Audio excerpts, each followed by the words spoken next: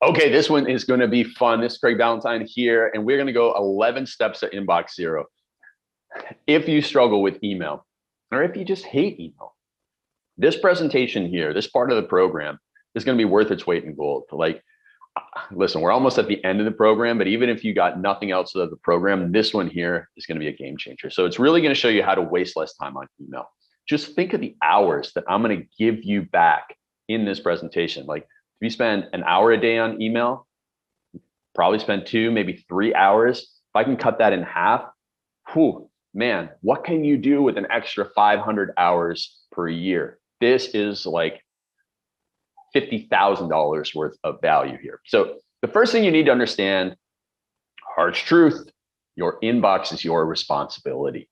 What you put out, you get back 3 times, okay? What you send out, you get back 3 times. So when you look at your inbox and you go, wow, I get too much email, look at how many emails you're sending. You're probably sending a lot of emails, and every time you send out an email, another one comes back, and maybe you send another one comes back. It's just, you are sending way too much email. And I'm going to show you how to cut down on that so that it really cuts down on the amount of email that's coming in.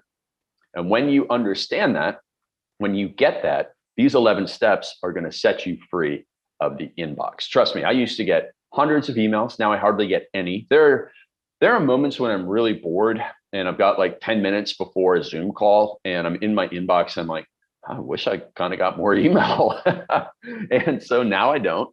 And fortunately, I don't, because I have a lot of other things to do. But once in a while, I'll catch myself thinking, I wish I got a really interesting email right now, because I love to read as well.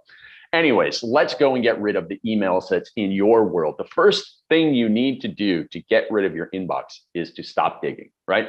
We know the old phrase that when you're in a hole, number one thing to do is stop digging. And when you reply to a dead thread, so for example, a dead thread is where you send somebody an email and they say, thank you back. How often do you reply to that? Be honest. How often do you reply with like a no problem or a see you soon, or then maybe you send a joke, and like then that thread, you revive the dead thread. Like, just stop digging. Stop sending the emails, because it's gonna be a pain in the butt later on. You're gonna keep that dead thread going when you're bored, right? We act out when we're hungry, angry, lonely, or tired, and you're bored here. And you're going to regret it when you're really busy and all of a sudden those messages start coming in. Like, you send something funny and now all of a sudden you get 3 replies to it, but it's right when you have a deadline for a very important project. And you're like, oh, I don't want these emails. I hate email. Well, you brought it upon yourself in most cases. So stop digging, stop sending email. One thing to do is you can like have a little jar beside you and put $1 into the jar for every email that you send.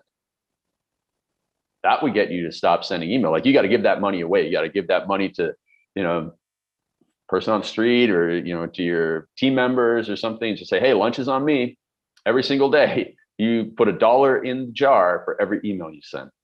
That'll get you to stop sending email in a hurry.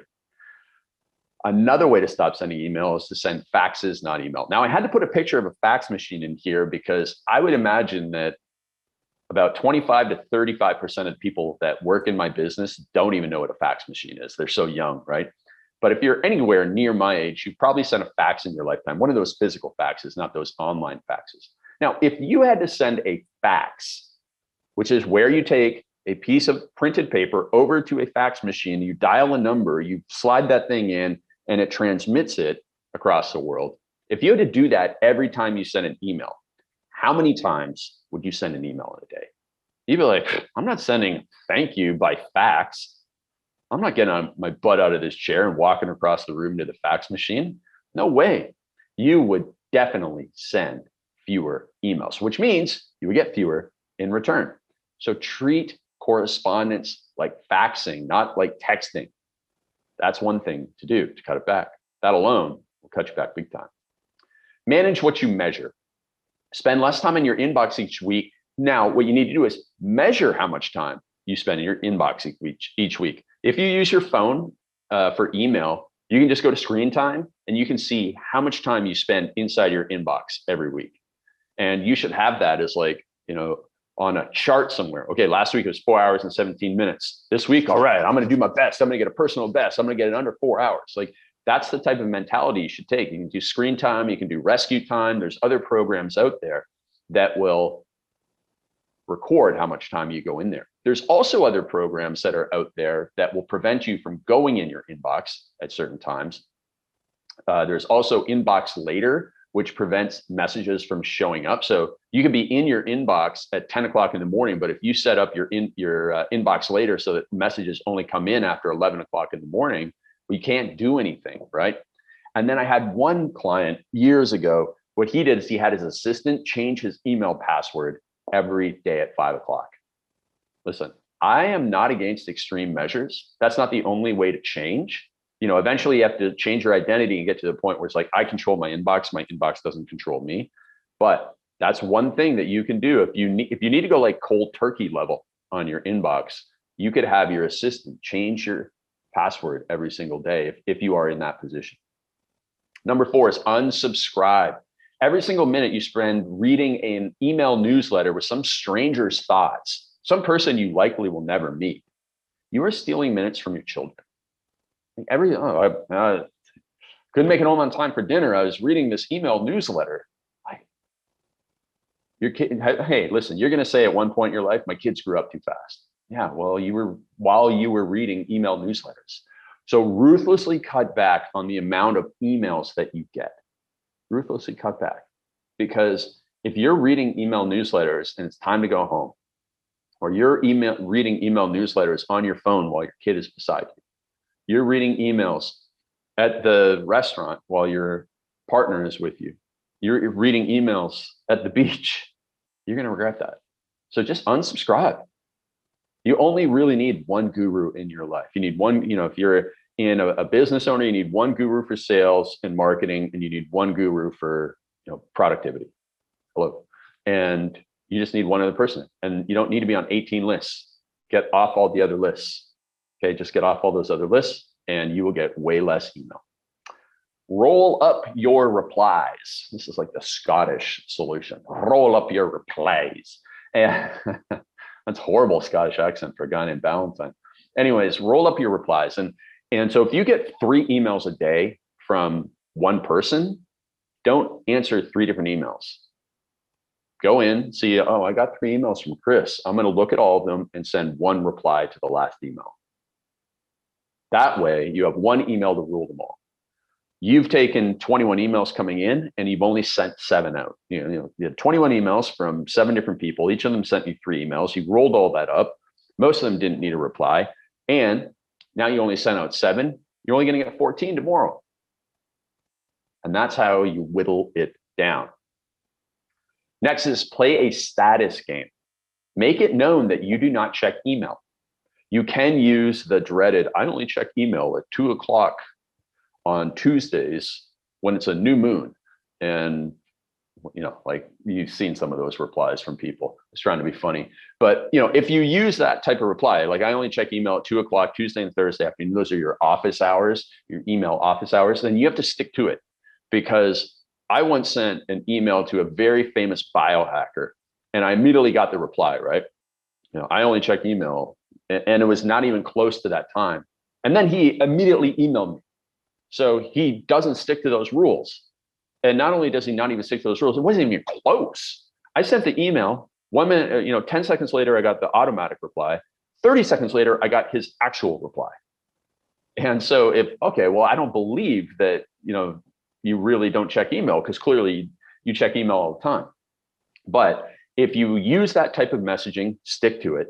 Another thing, what I've done over the years is I've told people like, I don't check email that often. I don't get back to you. I delete most email. I played a status game that email is not a good way to contact me. Please do not email me. And that way I don't get a lot of email. If people know like, oh yeah, I'm addicted to email. Oh, okay, great. That means I can email you anytime. If you respond immediately to people, they'll be like, okay, this person's always on email. And I understand there's some industries. I have a client who's a lawyer to billionaires. He's like, I have to reply and I love it. And I'm not going to stop doing it. Okay, great. That's your status game. But if your status game is to reduce the number of emails, then you have to just be patient, hold off, count to 10 before you hit send.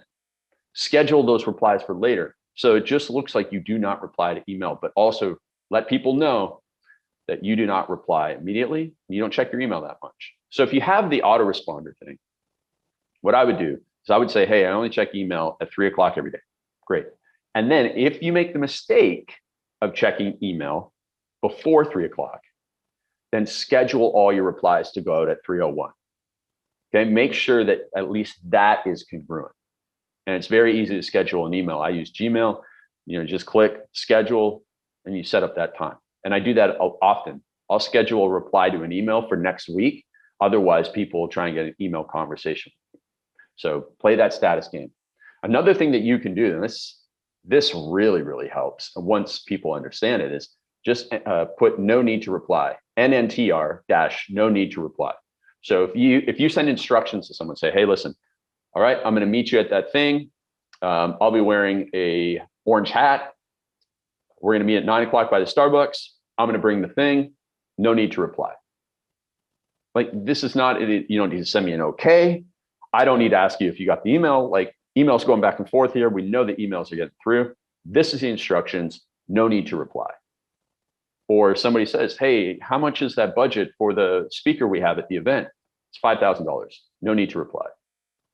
Like, because otherwise, if people don't see that, then they're like, oh, okay, thanks, man. I really appreciate it. And you don't need to send that email. I don't need your appreciation for me answering a question. Okay.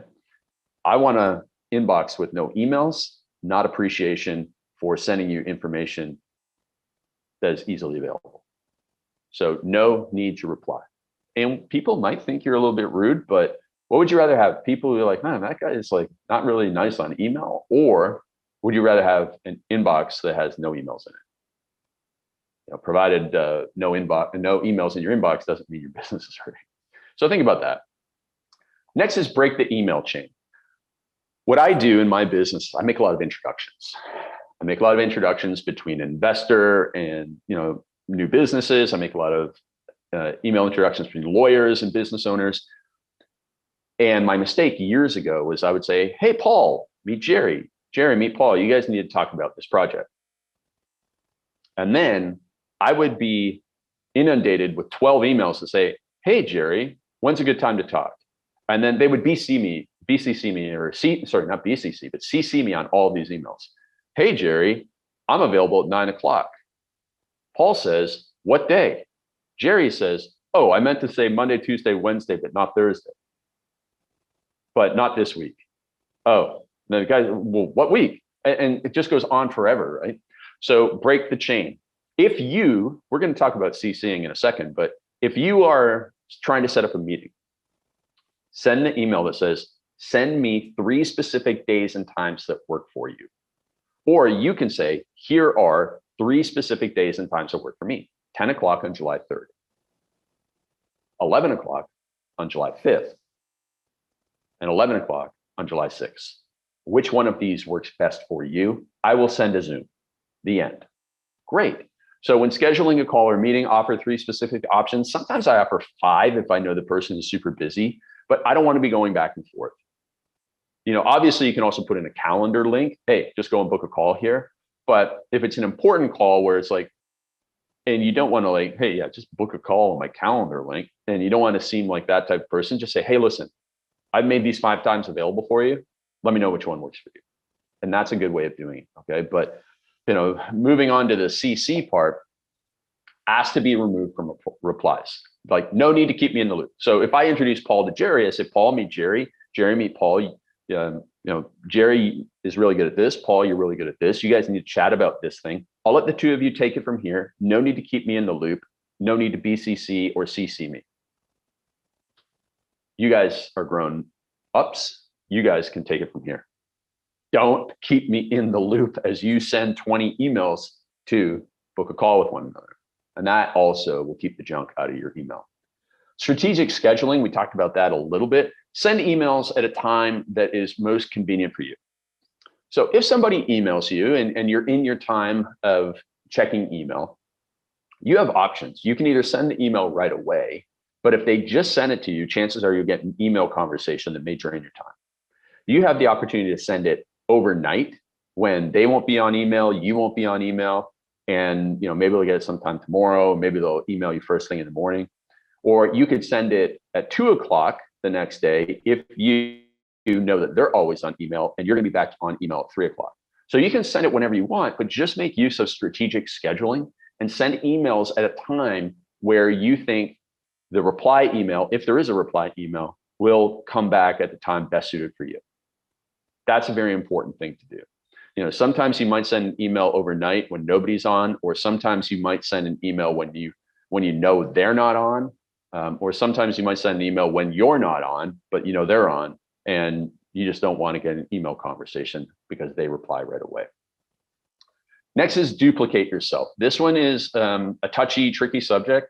I have an executive assistant that I trust, and so she can go in my email and check my email. I don't really have any email in my email that I would be worried about anybody reading. The only reason I'd be worried about anybody reading my emails is client confidential information, which, you know, my assistant is not going.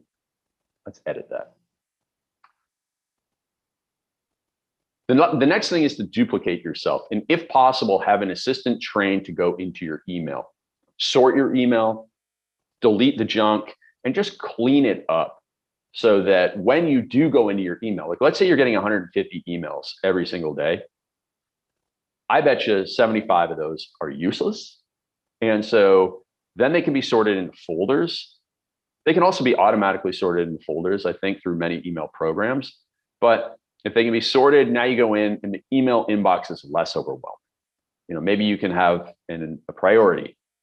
Move emails from this person, go into a priority. So that's an option. Duplicate yourself by having somebody else enter your email. Now, are they going to reply as you? In most cases, in almost every case, no, they're not going to reply as you. They might reply and say, hey, this is, you know, Linda's assistant or Jerry's assistant, and we're going to help you schedule this thing. And I've emailed many people where I've gotten, it's an email to their inbox and I've gotten a reply from their assistant, and I'm not offended by it. But that is another way to remove yourself from the email. Now, at the end of the day, your inbox is your responsibility.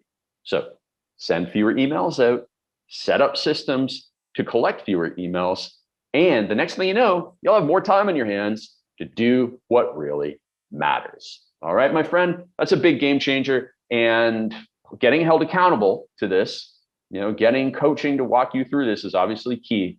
So make sure that you stay involved in our tribe and get the help that you need to go to the next level.